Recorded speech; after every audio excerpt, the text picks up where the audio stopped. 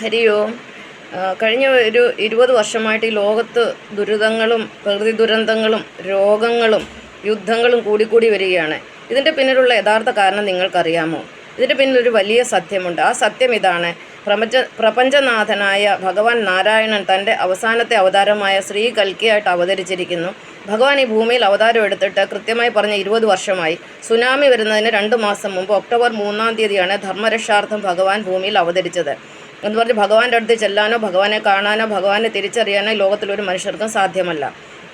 എന്നാൽ ഭഗവാൻ തൻ്റെ ഗുപ്തലീലകൾ നടത്തുകയാണ്. ഈ ഗുപ്തലീലകളിൽ കൂടെ 3 സംഭവങ്ങളാണ് ഭഗവാൻ ലോകത്തിൻ്റെ മുന്നിൽ കാഴ്ചവെക്കുന്നത്. ഒന്ന്, ഭക്തന്മാരെ രക്ഷിക്കുക; രണ്ടാമത്തെ, ദുഷ്ടന്മാരെ നിഗ്രഹിക്കുക; മൂന്നാമത്തെ, ധർമ്മത്തെ പുനഃസ്ഥാപിക്കുക.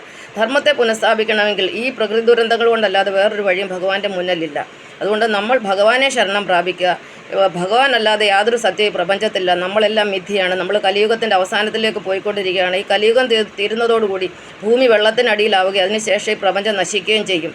പിന്നീട് കോടാനുകോടി വർഷങ്ങൾക്ക് ശേഷം വീണ്ടും ഭഗവാൻ ഈ പ്രപഞ്ചത്തെ പുനഃസൃഷ്ടിക്കും. അതുകൊണ്ട് നമ്മൾ ഭഗവാനിലേക്ക് വരിക, ഭക്തിയിലേക്ക് വരിക. ഭക്തിയിലേക്ക് വരിക എന്ന് പറഞ്ഞാൽ 24 മണിക്കൂർ നാമജപങ്ങൾ കൊണ്ടിരിക്കുക എന്നല്ല അർത്ഥം. ഭഗവാനെ മനസ്സിൽ ധ്യാനിച്ചുകൊണ്ട് നമ്മുടെ കർമ്മങ്ങൾ ശുദ്ധമായി ചെയ്യുക, സത്യത്തിൻ്റെ പാതയിലേക്ക് വരിക, സ്നേഹത്തിൻ്റെ പാതയിലേക്ക് വരിക, ധർമ്മത്തിൻ്റെ പാതയിലേക്ക് വരിക. ജയ് ഹിന്ദ്. ജയ് വിശ്വഗുരു വിഷ്ണു ഭഗവാൻ.